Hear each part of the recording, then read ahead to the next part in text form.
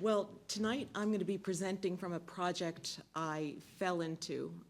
After having completed a book, The Mother in the Age of Mechanical Reproduction, Psychoanalysis, Photography, Deconstruction.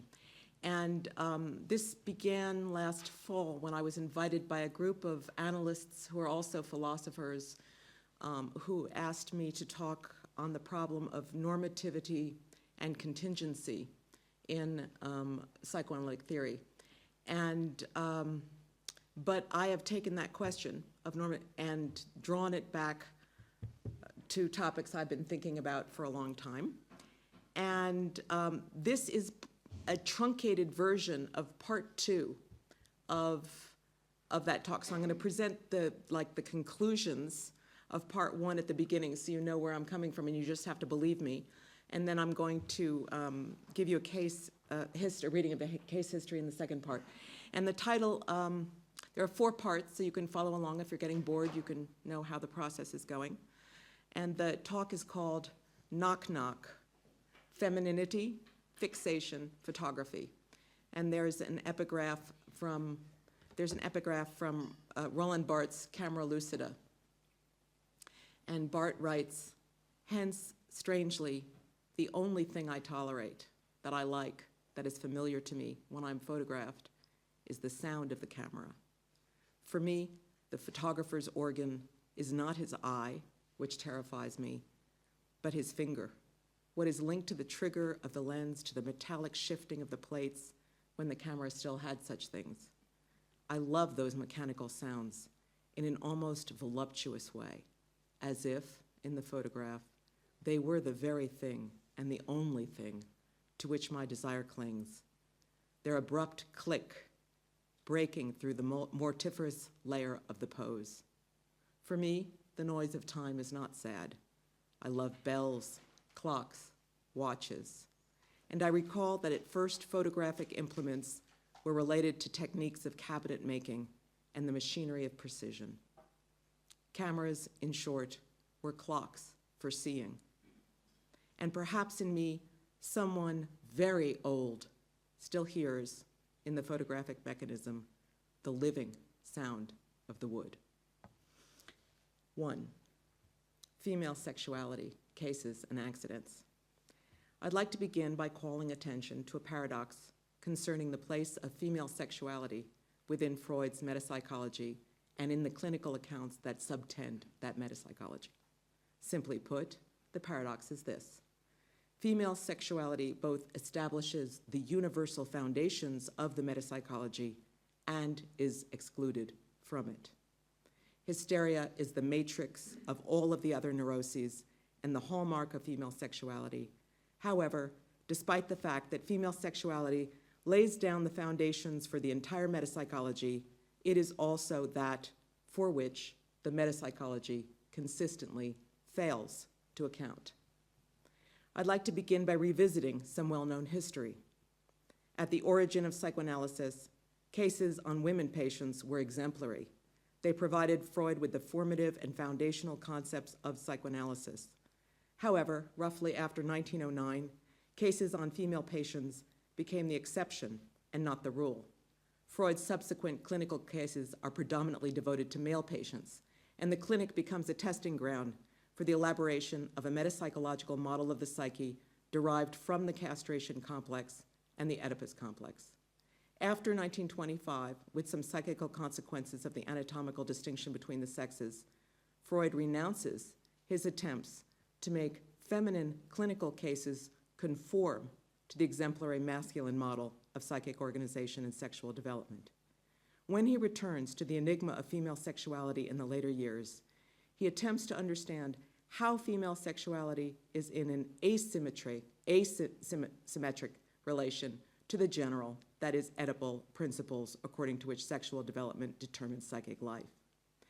And it is in this context that he rehabilitates the concept of, and every time I say this word, it has to be in quotes, femininity, as an actual stage in female sexual development, uniquely specific to women, rather than as an expression of passive sexual aims that could potentially be adopted by people of both sexes.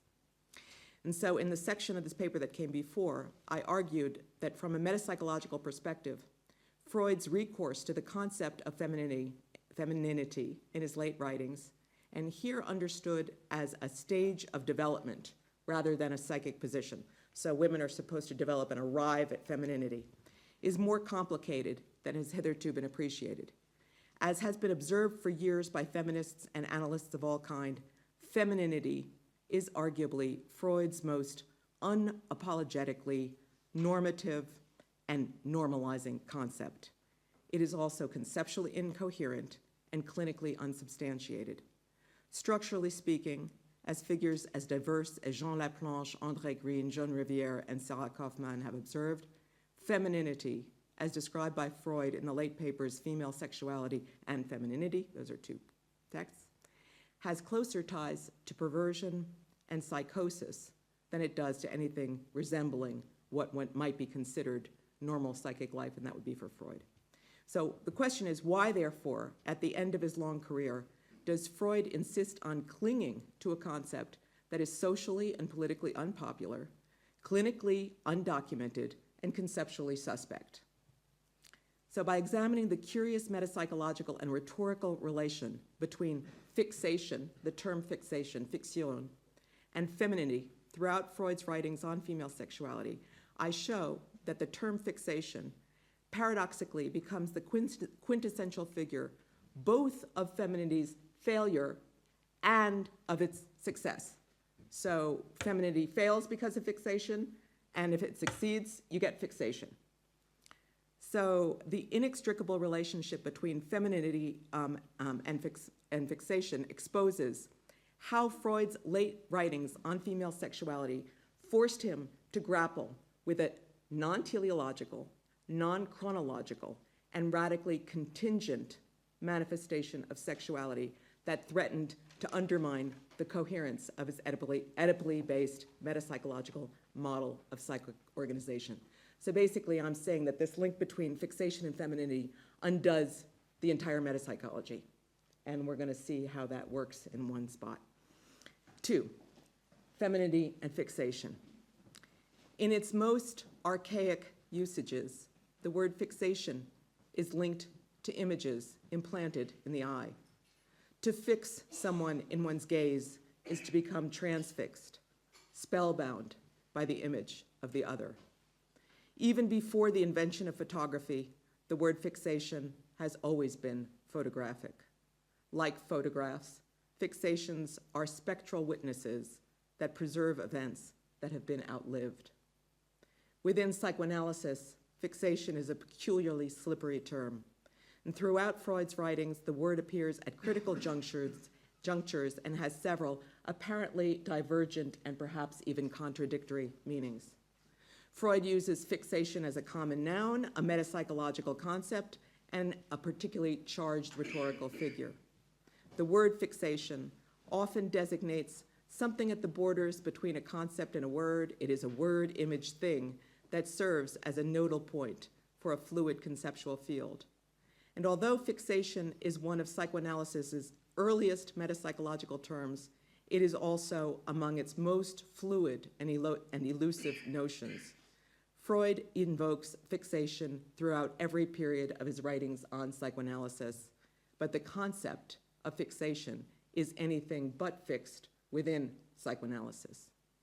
Laplanche and Pontalis describe fixation as, quote, a mode of inscription of certain ideational contents, experiences, imagos, fantasies, which persist in the unconscious in unchanging fashion and to which the instinct remains bound, unquote. But because fixation reactivates traces from the past in the present moment, it both arrests time and becomes a vehicle for time travel. And the whole point of my paper is the paradox that fixation is actually going to be a way of loosening up temporality, and so fixation is the opposite of fixation. It's going to make something else happen that's possible. So it's a principle of regression and futurity, petrified immobility and contingency, a name both for the very primal origin of sexuality and the word for what shuts sexuality down. Like primal words, fixations operate in two seemingly opposed fashions. They fix time and make it possible for time to be unfixed. Fixation implies temporal arrest, but is also associated with everything within Freud's theory that escapes the confines of development, teleology, linear temporality. In Freud's earliest works, fixation is an irreducibly queer word. In the 1905 Three Essays of Sexuality, fixation provides Freud with the means to explain that the very meaning of sexuality is that there is no heteronormativity. But in his late texts, devoted specifically to the knotty problems of female sexuality, fixation becomes associated with the stultifying and soul-killing rigidity of femininity. In the penultimate paragraph of the infamous undelivered lecture titled Femininity, Freud paradoxically proposes that the very intensity of early fixations that are specifically associated with female sexuality both prevents women from reaching the elusive psychosexual destiny that he calls femininity and characterize the mode of psychic death that awaits her if she is unfortunate enough to succeed. A woman of 30, he writes, and here's the quote, "A woman of 30 often frightens us by her psychical rigidity and unchangeability. Her libido has taken up final positions and seems incapable of exchanging them for others. There are no paths open to further development.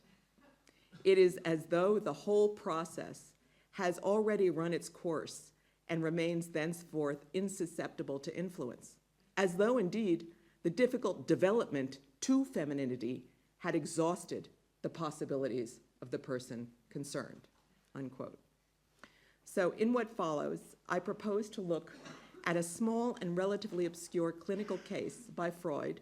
The case is called A Case of Paranoia Running Counter to the Disease, in order to show how fixation, photography, and femininity converge to challenge Freud's attempts to provide a normative paradigm for sexual development. There is an eerie resonance between the 1933 portrayal, the one I just gave you, of the soul-dead, unchanging woman, of the fossilized fate reserved for a feminine woman of 30, and Freud's description of the anonymous female protagonist of the case that we're about to explore. Quote, "She was 30 years old, a most attractive and handsome girl who looked much younger than her age, because she's fixated, right? And was of a distinctly feminine type," unquote. Fixation operates at every level of this case. The case is not only about fixation, it is a case of multiple instances and modes of fixation.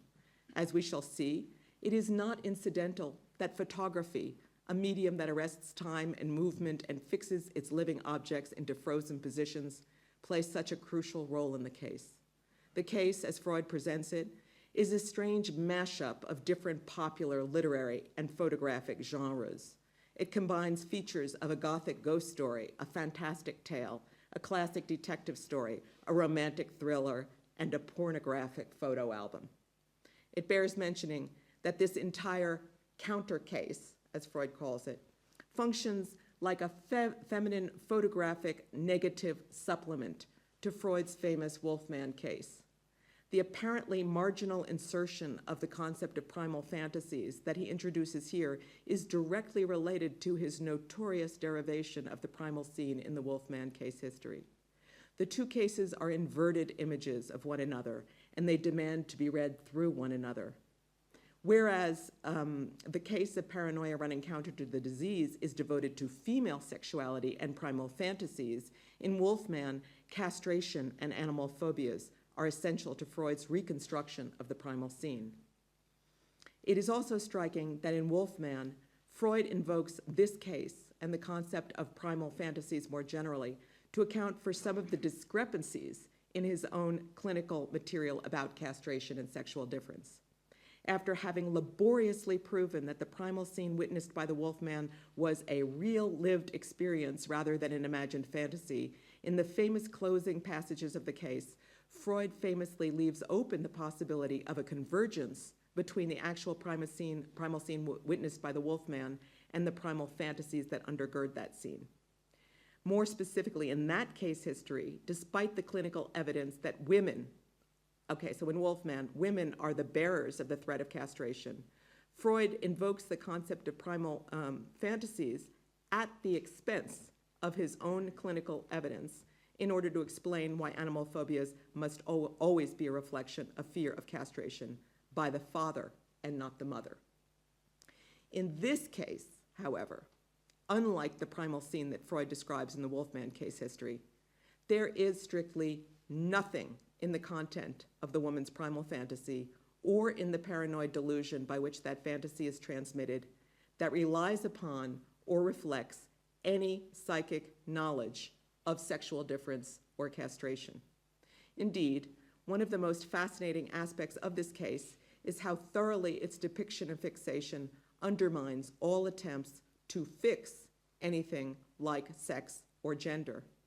For our purposes, however, it is sufficient to note that both primal fantasies and primal scenes are temporally unlocatable events that structure figuration without themselves being accessible to figuration.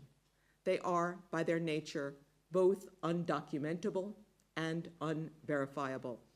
In Wolfman, the primal scene makes itself known through a dream. Here, primal fantasies make themselves known by the way they knock, knock, knock on the doors of the psyche. The basic elements of the case are as follows. A lawyer consults Freud because he is concerned about a female client who claims to have been abused by her male colleague and would-be lover. But as the lawyer harbors doubts about the credibility of her story, he persuades the woman to bring her case to Freud. And here is how Freud first describes her version of the unsettling events that transpired during her fateful afternoon tryst with her lover. So here's Freud. There they kissed and embraced as they lay side by side, and he began to admire and looked like a small box. She was much exercised over this meeting, and on her way home, she had already put together the following notions. The box might easily have been a camera, and the man a photographer who had been hidden behind the curtain while she was in the room. The click had been the noise of the shutter. The photograph had been taken as soon as he saw her in a particularly compromising position, which he wished to record. Freud presents the case as a mystery story in which he casts himself in the role of a detective whose mission is to explain the source of the disturbing knocking noises that propelled the woman to seek legal protection from her would-be lover. The concept of fixation is central to Freud's interpretation. Fixation enables him both to identify the surprising source of the knocking noises that the woman hears and to account for why she is so alarmed by them. Spoiler alert. At the risk of spoiling the pleasure of this whodunit for those who are unfamiliar with the case, and in the interests of showing why the link between fixation, photography, and primal fantasies is so important, I will let the cat out of the bag now. At the end of the case, after several important reiterations of the material in it, Freud triumphantly unveils his solution to the mystery. According to him, the sounds that the woman describes in such vivid detail never happened. There was no external camera clicking noise and no photograph taken by the men on the staircase. The clicking noise came from within her and not from the external world. He infers that her amorous exchange with her lover awakens an archaic and ambivalent erotic attachment to her mother that is expressed as a primal phallic fixation on her clitoris. He then concludes that the clicking and knocking noises that she attributes to the camera in the room emanate, in fact, from her own clitoris. The clicking sounds she hears during her tryst are transmissions from a primal past that are reproduced in her very own black box. These primal sound images come from an immemorial primal past and reawaken that past within her as sensations that become transposed into auditory perceptions in the present moment. Freud's sensational solution to the mystery of the clicking sounds made this case notorious in certain critical circles. During the 1980s, it was discussed widely, both within and outside psychoanalytic circles, and was the object of influential readings by analysts, film theorists, and feminist critics alike. It acquired something of a cult status among feminist theorists in particular. But in what follows, I propose to offer a counterintuitive and perhaps even perverse rereading of the case to show how the link that Freud establishes between fixation and fantasy can be read as a fantastic, photographic, feminine counterpoint to some of the most normative tendencies in psychoanalysis. There are a number of elements surrounding the case that contribute to its singularly peculiar status. For starters, and it's surprising that this fact has rarely been remarked upon, although Freud refers to the woman as a patient, she never enters into psychoanalytic treatment with him, and he sees her on only 2 occasions. And although Freud draws significant clinical and metapsychological conclusions from his all too brief encounter with this woman, from a clinical standpoint, the case is not real. It's a fictional case that gives rise to a phantasmatically presented clinical claim about the primal role of primal fantasies in psychoanalysis. The fictional status of the case is intimately related to the discovery of primal fantasy in the case. And it's important to recall that this pseudo-clinical case, published in 1915, is Freud's first clinical treatment of a woman patient after Dora, which was published in 1905. Prior to Dora, Freud's most famous clinical cases were virtually all devoted to female hysterics, to whom, like Dora, he gave memorable fictional pseudonyms: Emma, Anna, Irma, Katerina. After Dora, however, all of Freud's most famous clinical cases are dedicated to male patients, in whom the relationship between castration anxiety and animal phobias figures prominently. These male patients all become known by name or by their clinically descriptive fictional nicknames: Ratman, Wolfman, Little Hans, Schreber. After Dora, no woman patient is referred to by name.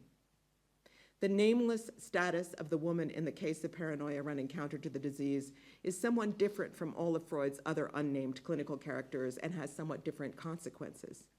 This woman's missing name makes it very difficult to refer to her or to the case. A name, after all, is a kind of fixation. Freud prefaces the case presentation with a curiously odd disclaimer in which he confesses that he has altered, quote, the milieu of the case in order to preserve the incognito of the people concerned, but altered nothing else. Like a pornographic photograph that is put into circulation at a remove from the original context of its production, the anonymity of the woman at the center of the case paradoxically enhances and exacerbates the impact of her exposure. It is almost impossible to talk about this case without referring to it by way of Freud's lurid reconstruction of her sexual arousal. So I commonly say, oh yeah, I'm talking about the clicking clitoris case, because how else are you supposed to, if you say a case of paranoia running counter to the disease, everybody kind of goes, what? You know, the one about the clicking clitoris. And they go, oh yeah. So, but there's something about that that's part of the problem, right? So, as its titular designation as a counter case coyly indicates, the case is not simply or even primarily about female paranoia at all. As we shall see, female paranoia functions more like a plot device, something like a Hitchcockian MacGuffin, that provides Freud with a narrative frame for one of the naughtiest and most fantastic notions in all of psychoanalysis, primal fantasies. That said, the question of female paranoia does in fact provide Freud with his point of departure.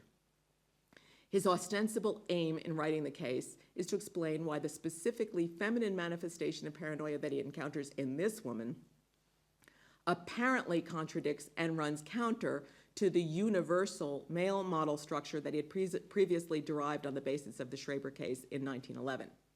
In his earlier writings about paranoia, Freud had argued that paranoia can always be explained as a repressed and repudiated homosexual attachment to a figure of the same sex. According to this view, paranoia is always simultaneously a defense against and manifestation of a homosexual attachment. Here, however, Freud is obliged to explain why this woman's paranoia expresses itself as a fantasy of persecution by a person of the opposite sex. Throughout the case, Freud does a lot of fancy footwork to juggle several different competing and perhaps even mutually exclusive explanations to account for the differences between the generic male structure of paranoia and its specifically feminine incarnation here. 3, knock, knock, double takes.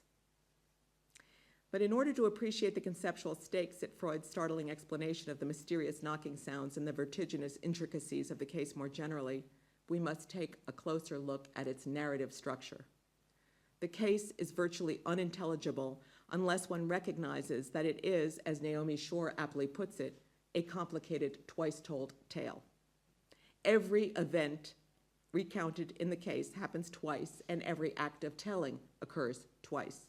The woman sees Freud twice, she sees her lover twice, she produces two distinct paranoid delusions, and Freud tells the story of her afternoon tryst twice. Moreover, as Freud often reverses the temporal order in which he narrates each repeated event, it takes multiple readings of the case in order to figure out which iteration of which event presumably transpired first and why it matters. As we shall see in a moment, the representation of each narrative event in the case is often represented prior to and in lieu of an earlier unmarked first iteration that haunts it like a latent, primitive, undeveloped, photographic negative. So he doesn't tell you that he's giving you the second version, but it happened twice, and then you have to figure out that there was a first time.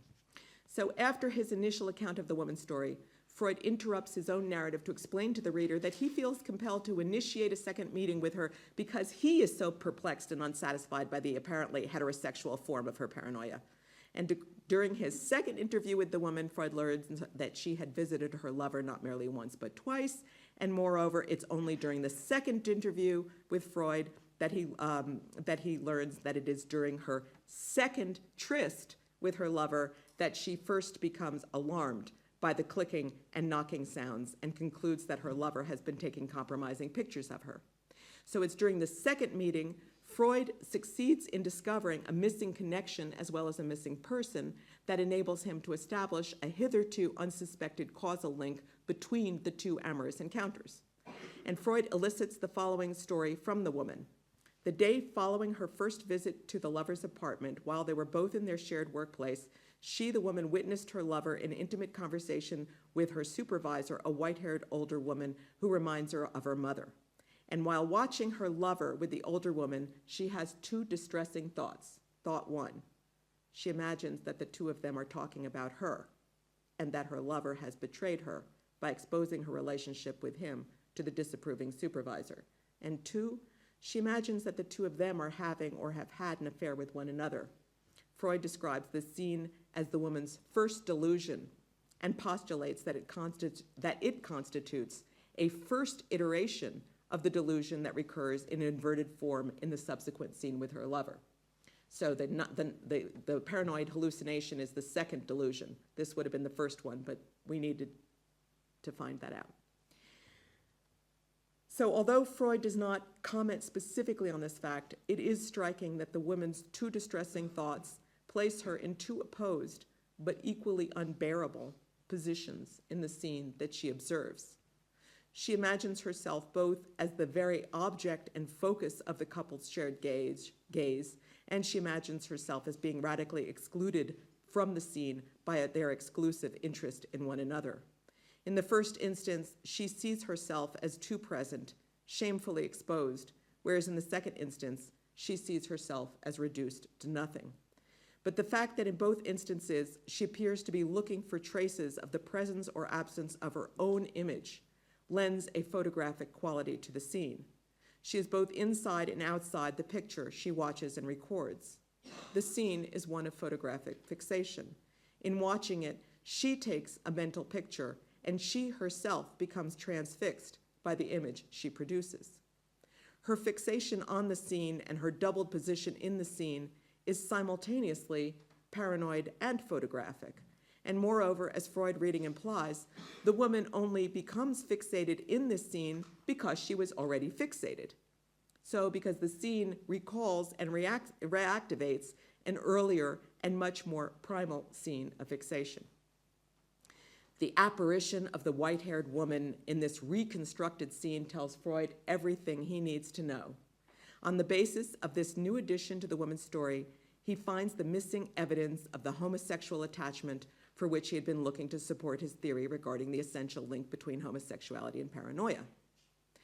But the white-haired woman is herself only a spectral reproduction of a far more ghostly phantom figure, an archaic image of the mother on whom the young woman remains fixed.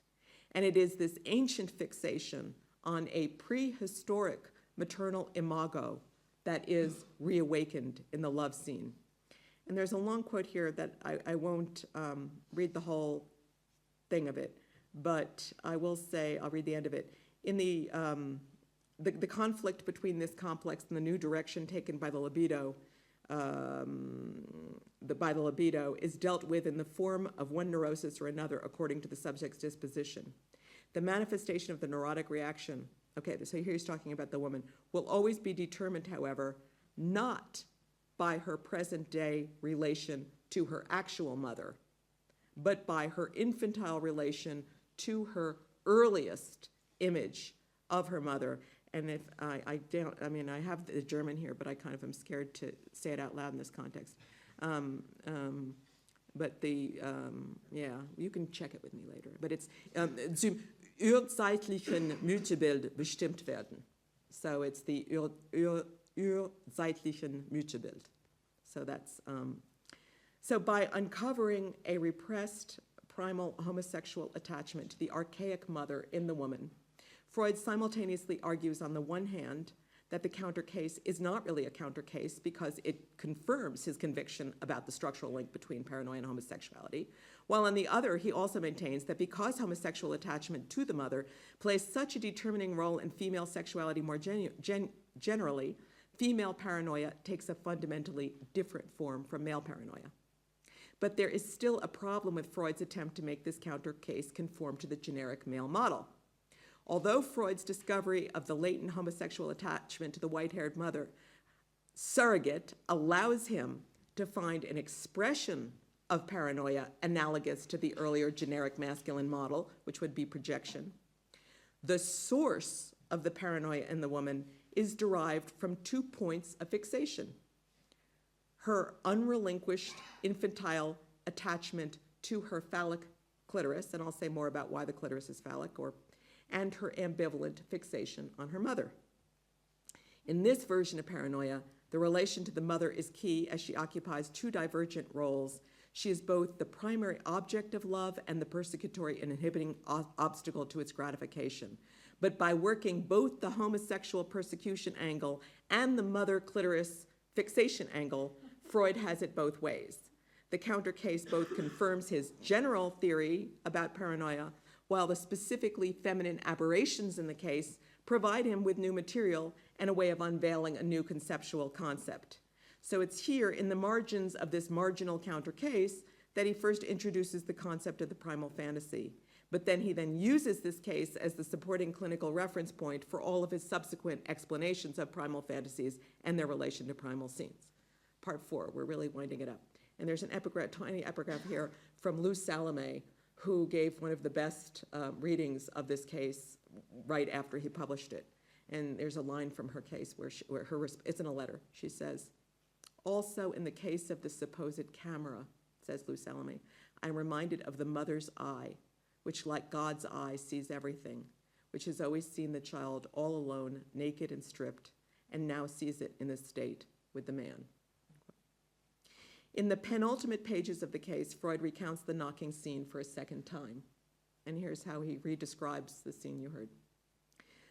Lying partly undressed on the sofa beside her lover, she hears a noise like a click or a beat.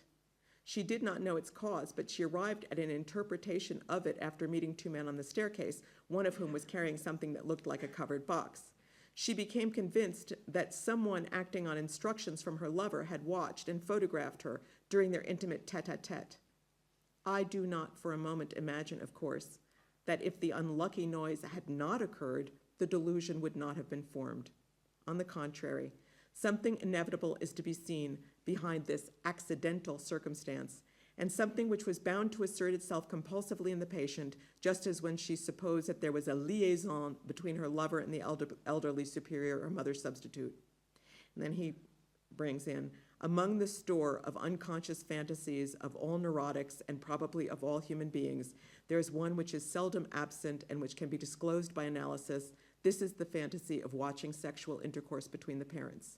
I call such fantasies of the observation of sexual intercourse between the parents, of seduction, of castration, and others, primal fantasies, and I shall discuss in detail elsewhere their origin and their relation to individual experiences. The accidental noise was thus merely playing a part of a provoking factor which activated the typical fantasy of overhearing, which is a component of the parental complex. And I'll just say very briefly that this is where I part company with Freud, but we can talk about that, of where exactly I follow him up to, and then there's a place where. Freud here derives an ostensibly universal primal fantasy, the desire to watch parental coitus that gives rise to curiosity regarding all of the sounds that are associated with adult sexuality. I don't part company with him there, that one. From the specifically feminine particularities of this case, via 3 points of fixation. Fixation on the clitoris, fixation on the mother, and fixation by a photographic image. As we have seen, the arousal of the clicking clitoris revives a sexual fixation on the mother and awakens her ambivalence about the duplicity of the maternal figure. Because the mother is both the object of love and the source of prohibition against love, the woman's sexual arousal is simultaneously experienced as an arresting inhibition. She thus hears an internal voice, the clicking noise, that triggers the production of the paranoid fantasy about being photographed. Freud's substantiation of the existence of this universal archive of primal fantasies via the clicking clitoris ultimately hinges upon his contention that the source of the sounds that the woman hears comes entirely from a reactivated infancy that remains preserved within her rather than from any actual object in the world. This is where I part company with him. But that's, although Freud initially proposes that her delusion could have been triggered by a random, contingent, accidental noise that she retroactively attributes to the sound of a camera held by two men on the landing, he ultimately stakes his entire argument on the claim there never was any external noise at all. The noise she hears, like the sounds of a seashell, are transmissions from a time before time that passes through her. But despite his any denial of any real accidental noise, Freud's reading depends nonetheless on an implicit association between the ticking of a clock, the clicking of a camera shutter, and the proto-photographic properties that he ascribes to the woman's clitoris. According to Freud's analysis, the paranoid photographic fantasy enables the woman to reconcile her regressive infantile sexual fixation on the mother with her apparently progressive heterosexual object choice. In other words, the photographic properties of her paranoid projection make it possible for her to live simultaneously in 2 times with 2 different love objects. But that said, it's not, and so that's one of the things that's interesting in it, that she can be in 2 times in 2 places at once.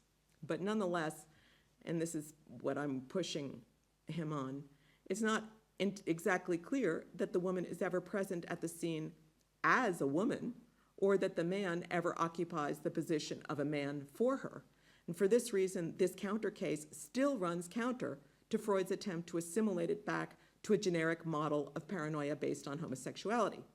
Homosexuality loses all meaning in a context of this case, as nothing in it permits us to ascribe fixed sex or gender classifications that would allow us to classify the mode of attachment here as either homosexual or heterosexual. And further, if we take a look at Freud's fixation on the clitoris, we find that it is a trace of the infantile phallic sexuality that is, for Freud, common to children of both sexes. But in this sense, and I'm pushing him to say this, what he calls a phallic phase, I'm just going to say the pre-phallic clitoris is neither masculine nor feminine. It has no sexual relation to anything other than itself and its first others. So like the navel, to which it bears some figural relation, it's a nodal trace of a primal attachment to the mother. The clitoris functions like a bell or a clock that recalls the mother's voice and eye. And this is the conclusion now. At the end of this short case, which is something like a snapshot, Freud makes a series of somewhat odd concluding claims. In the penultimate paragraph, he suggests that it was only with the help of the paranoid delusion that this woman patient became able to desire a man at all. He then attempts to transpose the lessons learned from this counter case about the specificity of feminine fixations back into a universal and explicitly male metapsychological paradigm. And on the basis of this paranoid woman's counter example, he suggests that regressive fixations can, paradoxically, produce unusual and unpredictable forms of psychic movement. Thus, although the case concludes, and I actually went through and counted, there are a number of Freud's texts that literally end on the word fixation. So fixation fixes the text. And that's the case of the 3 essays of sexuality, but it also happens here. It's the last word. It's technically not the last word in the German. It's like 5 words from the last word because of German word order. In the English, it's the last word, but you get my point. Although the case concludes on or with the word fixation, which he there defines as a manifestation of very early linkages on which it's hard to resolve between instincts and impressions and the objects involved in those impressions that have the effect of bringing the development of the instincts concerned to a standstill, so they fix. Freud also ventures the paradoxical thought that the fixations of female sexuality and the fantasies that accompany them might be able to produce a more fluid way of thinking about the time of the subject more generally. As we have seen, photography is not only the presumably imagined medium of the paranoid scenario within the case, it also determines the representational form of the case as well. On the basis of a story that he hears from the woman's lawyer, Freud produces a picture of her that exposes her sexual fixation in order to demonstrate via that fixation, the clicking clitoris, that she herself has reproduced a photographic image of a universal primal fantasy. It is Freud who becomes the imaginary photographer in this case. He talks about the woman with his lawyer friend and then becomes fixated on exposing the scene that is developed and revealed through his reproduction of it. Freud's revelation of the clicking clitoris exposes the body of his patient twice, in 2 times. His narration exposes the sex scene that she had wanted to hide, and, going further, produces a quasi-pornographic mental image of her aroused genitals on the basis of her maybe not so paranoid fantasy that some men were talking about her and were planning on taking pictures of her exposed body. Remember, that's what the thing she came in worried about. This is what she got. His interpretation performatively transforms her delusional auditory perceptions into a memorable photographic trace of her body in the very act of lovemaking. He takes up the position of the male witness or the mother's eye. He photographically reproduces a scene of primal fantasy to which the reader then becomes privy. But if he is the photographer, her clicking clitoris is the camera that not only exposes the convolutions of her sexual life, but also serves as a transmitter of timeless fictions that it both records and reproduces. This prosthetic technological recording device reproduces images in the present of fantasies that, according to him, come from a prehistoric, phylogenetically transmitted primal past. Freud's reading presupposes that the primal image that he asks us to see or to hear cannot be reduced simply to biological sexual arousal, even if it is also that as well. And this, the last three paragraphs, I'm saying what I think is most interesting. So one of the most interesting things about this case is that the clicking clitoris cannot be understood as a body part in any simple sense. Sexual arousal is an effect here rather than the cause of the structure proposed. Throughout Freud's writings, the clitoris is always a dangerous supplement, a figure for the first knob or knot on which primal attachments are fixated, a transmitter of images, sounds, neither purely imagined nor experienced, relic from a time before time, the clicking clitoris keeps time out of joint. Moreover, the uncanny extrasensory perceptions produced by her non-body part become the delivery device for his theory. In a chiasmic reversal, her delusional story becomes the basis for his very theory of fantasy. Her fixation produces his fantasy. His fixation reproduces her fantasy. Freud's undeniably salacious photographic demonstration is not simply reducible to a desire to titillate or further evidence of his problematic treatment of women, even though you could say it's both. Something stranger is at work in the association he produces between the clock camera, sounds, and the clitoris. He implicitly and irrevocably introduces a truly enigmatic, contingent, prosthetic, phantasmatic, and temporally unstable dimension into his evolving theory of sexuality and subjectivity. After this case, despite his best efforts, Freud will systematically fail to produce a normative narrative of female sexuality. And although Freud attempts to appropriate the clicking clitoris to fix an image of the primal fantasies as a universal norm, the case itself provides a counter-argument to that claim. Fixation is the primal node of figuration itself that sends his entire theory of sexuality veering. Thank you.